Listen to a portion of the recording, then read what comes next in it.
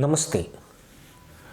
पाकिस्तान खुद को आज़ादी के बाद एक राष्ट्र कहता रहा, मगर उसकी असल हकीकत यह है कि वहाँ लोकतंत्र कभी जन्म ही नहीं ले सका।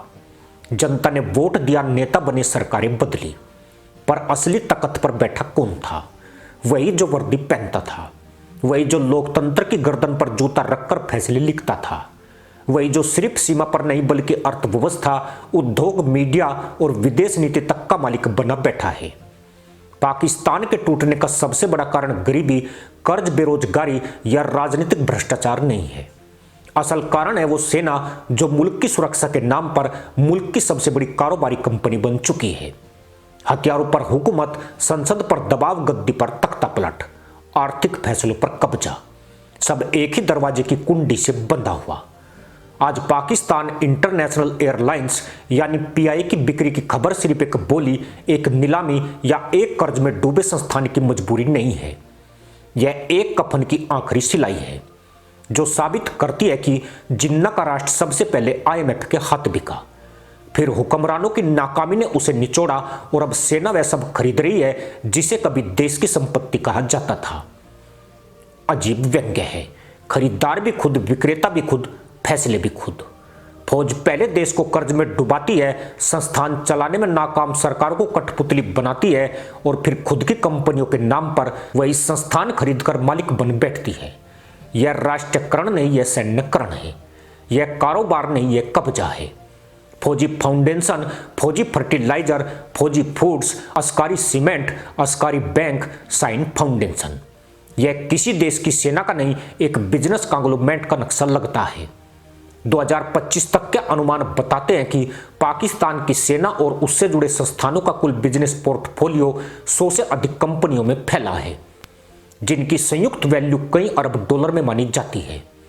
सेना के पास सिर्फ हथियार नहीं बल्कि सीमेंट फैक्ट्रियां हैं, रियल एस्टेट है, बैंकिंग सेक्टर है, खाद बनाने वाले प्लांट हैं, डेयरी यूनिट्स हैं, तेल गैस ठेके हैं। यहां तक कि सेना बड़े पैमाने पर इंपोर्ट एक्सपोर्ट कारोबार भी संभालती है। दुनिया के इतिहास में शायद ही कोई ऐसा देश हो जहां सेना का जीडीपी में आर्थिक योगदान 5% से ज्यादा हो। पाकिस्तान में यह आंकड़ा कई आर्थिक विश्लेषकों के अनुसार 10 से 12% तक पहुंच चुका है, और यह सिर्फ घोषित हिस्सा है। अपारदर्शी सौदों, जमीन कब्जों, डिफेंस बजट ट्रांसफर और टैक्स छूटों को जोड़ दिया जाए तो असल आर्थिक पकड़ इससे कहीं आगे है। पीआईए की बिक्री भी इसी खेल का हिस्सा है। आईएमएफ ने शर्त रखी कि बेल आउट चाहिए तो घाटे वाली सरकारी कंपनियों बेचो। सरकार ने घुटने टेके और जब बोली निकली तो सामने आए 4 दावेदार। उनमें सबसे मजबूत वही जिसका मालिक मुल्क की असली सरकार है, यानी सेना। फौजी फर्टिलाइजर को जिस तरह प्री क्वालिफाइड किया गया, विश्लेषक साफ कहते हैं कि रास्ता पहले से साफ किया जा चुका है। बोली 23 दिसंबर को होनी है, मगर फायदा किसे मिलेगा यह सबको पहले से मालूम है। सेना उस एयरलाइन को खरीदना चाहती है जो कभी पाकिस्तान की पहचान थी और जो अब कर्ज, लालच और अयोग्य व्यवस्था के नीचे दबकर दम तोड़ रही है। अगर पाकिस्तान के आर्थिक ढांचे को समझना हो तो सिर्फ एक उदाहरण काफी है।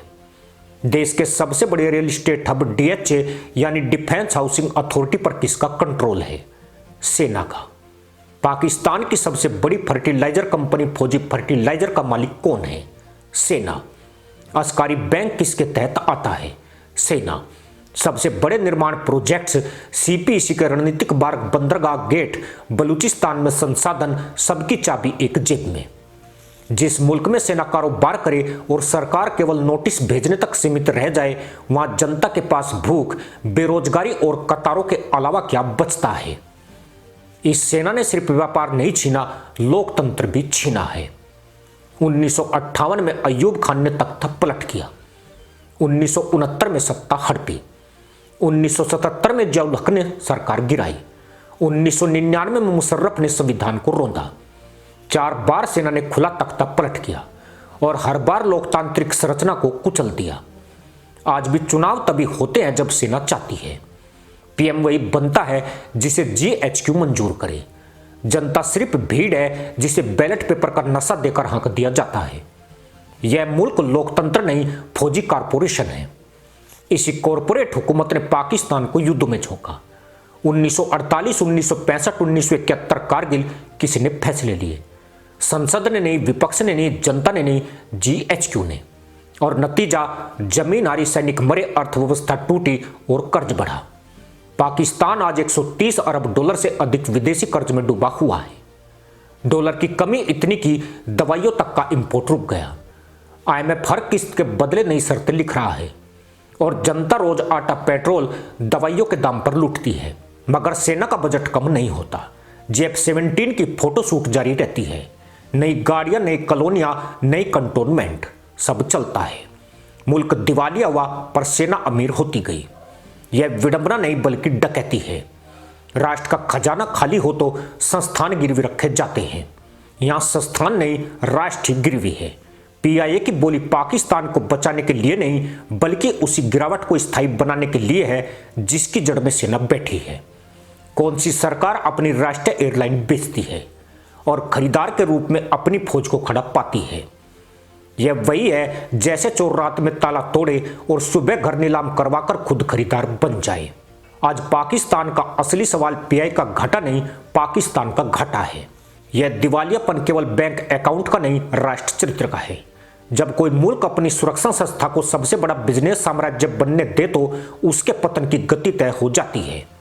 लोकतंत्र मरता है, मीडिया बिकता है, न्यायपालिका झुकती है और अर्थव्यवस्था चरमराती है और अंत में वर्दही राष्ट्र बन बैठती है। पाकिस्तान में यही हो रहा है। जनता आज सिर्फ आंकड़ा है, सेना मालिक। भारत के लिए यह दृश्य चेतावनी है और संतोष भी। चेतावनी इसलिए कि पड़ोसी अस्थिर हो तो सीमा पर तनाव बढ़ता है। संतोष इसलिए कि जिसने दशकों तक भारत को अस्थिर करने की कोशिश की आज खुद अपनी व्यवस्था का कैदी है। पाकिस्तान की बर्बादी किसी बारी दुश्मन ने नहीं की।